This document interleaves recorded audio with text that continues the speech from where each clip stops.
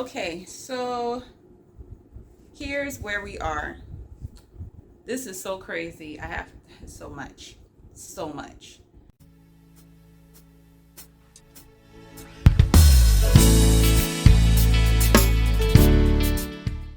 On the last day of my workplace retreat for my new job, I come back, and a couple hours after being in the apartment, I get a knock on the door, and this time it was a summons for eviction. So I think I said in the other video how I could have sworn I heard God say that he was going to take care of this by the 1st. And on July 31st, I got a summons for eviction. He said, and also remember that God promised me years ago, less than a year after being in this apartment, that I would never be evicted. After receiving that summons, I went into what I normally call it was probably my survivor mode. I kind of went numb because the next day I had to go to work for a client, my childcare service. And I didn't even know how to react, to respond. I knew that because when you get that, it's a summons of eviction. I read through it. You only have 5 days to respond. I knew this was time sensitive. I knew I had to do something. But in the back of my mind, I'm going, so I heard you wrong? And I immediately went to, okay, God, that's it. It was this attitude of, okay, so that's how it's going to be? Cool, that's how it's going to be. And went to work the next day, came back, and had to do some mad research because I knew that I had to get stuff together. These last few days, so now it is, right now it is a couple days after, because I received that on that Wednesday. It is the Saturday evening. And when I tell you these last few days have been filled with not anxiety, just this battle of, I don't know what our relationship looks like anymore. This is what I've said to God. I don't know what our relationship is going to look like right now. I'm tired of trying to figure out if I'm hearing you or if I'm hearing myself. Immediate thought happening right now. Because you get those responses. I guess my channel isn't big enough yet to get a ton of responses or comments. But you'll get comments like, well, you have to believe God, or if it doesn't align with the word, then it's not God. I know that. I know I am one of God's children, and I am one of his sheep, and his sheep know his voice. I know his voice. What we run into, however, is sometimes God will say something to us and we will add our own stuff into it. Case in point. One time God said to me, in fact, one time God said to me, when he said that I wasn't going to be evicted from the apartment, I added into that when he said that, okay, I'm not going to be evicted from my apartment and my car will never be repoed.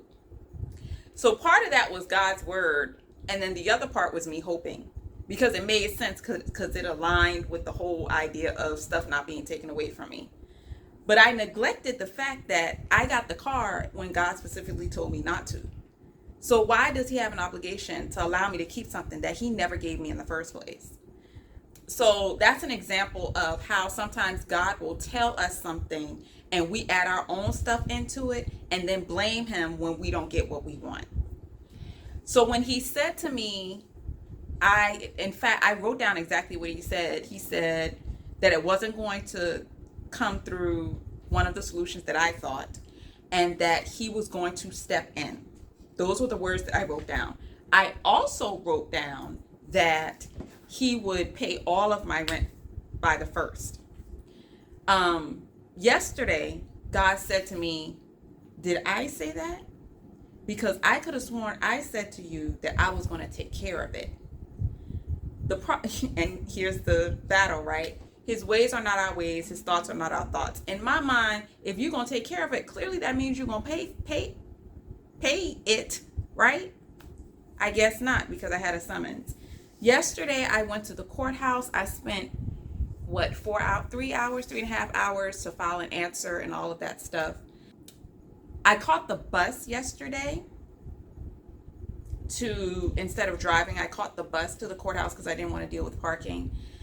And I saw some beautiful, and I walked, of course, to where I need to go. And I saw some beautiful scenery.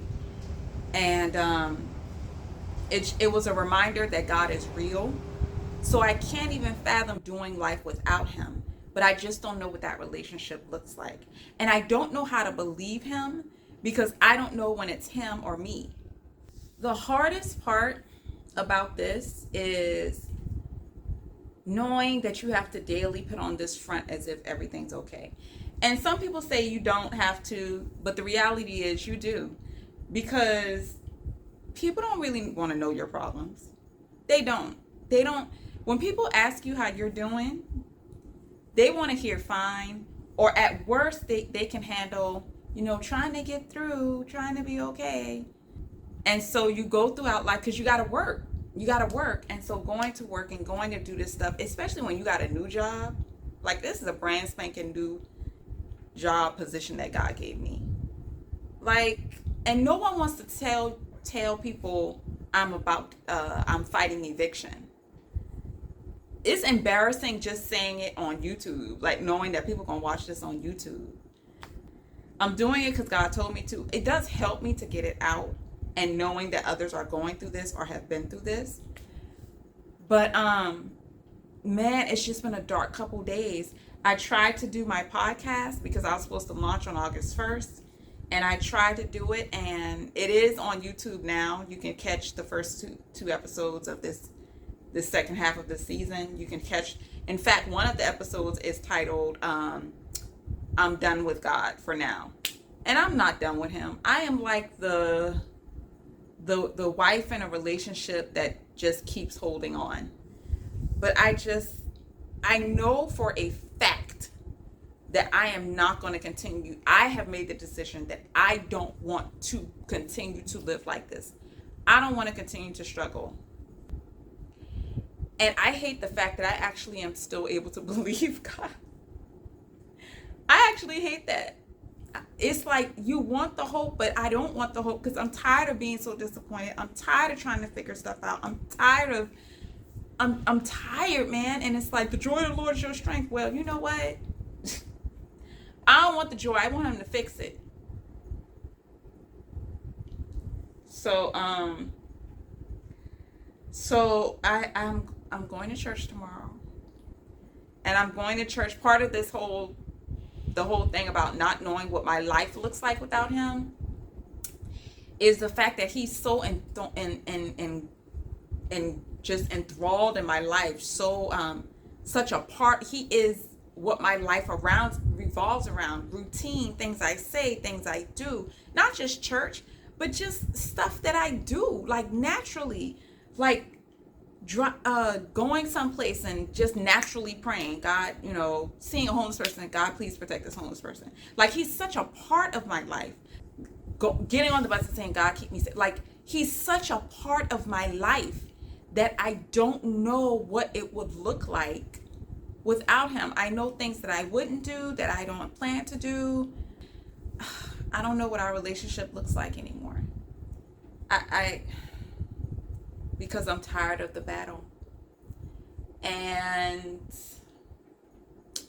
yeah, that's where I am.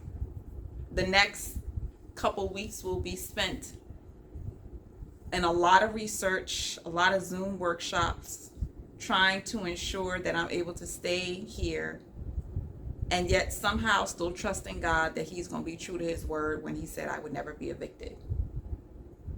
And believing that I actually heard him say that. Man, I hope my relationship is what I thought it was.